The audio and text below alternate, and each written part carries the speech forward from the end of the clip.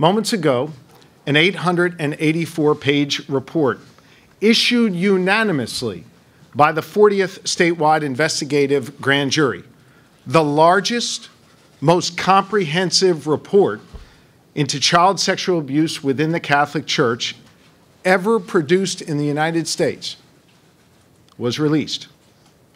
This lengthy report was written by 23 committed grand jurors based on extensive testimony and documentation. It goes into great detail about widespread sexual abuse and cover-up within the Catholic Church. The grand jury subpoenaed and reviewed 500,000 pages of documents, internal church documents, and official records. The abuse scarred every diocese. The cover-up was sophisticated. And all the while, church leadership kept records of the abuse and the cover-up. These documents, from the diocese's own secret archives, formed the backbone of this investigation, corroborating accounts of victims and illustrating the organized cover-up by senior church officials that stretched, in some cases, all the way to the Vatican. The term secret archives is not my term.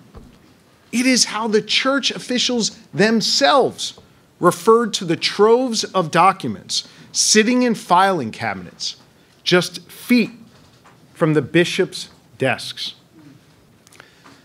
The grand jury uncovered credible evidence of sexual abuse against 301 predator priests. As shocking as that number is, the grand jury report notes that the jurors didn't automatically name every priest mentioned in the documents and the secret archives. They actually received files on more than 400 priests, but were careful not to name names if the information was too scanty to make a reasonable determination about what had happened. Over 1,000 child victims were identified by our investigation, though the grand jury notes that they believe that number was in the thousands. As the report reads, we should emphasize that while the list of priests is long, we don't think we got them all. We feel certain that many victims never came forward and that the diocese did not create written records every single time they heard something about abuse, the grand jurors wrote. As I detail the grand jury's findings, I will use graphic language from the report that may make some uncomfortable. But these words are the only way to adequately explain the sexual abuse committed by priests upon children. This is not to be salacious. It is to share the truth, to keep a promise I made to these victims that I would, in their words, talk about what this abuse actually was, and not rely on the euphemisms that church officials used for decades to cover it up.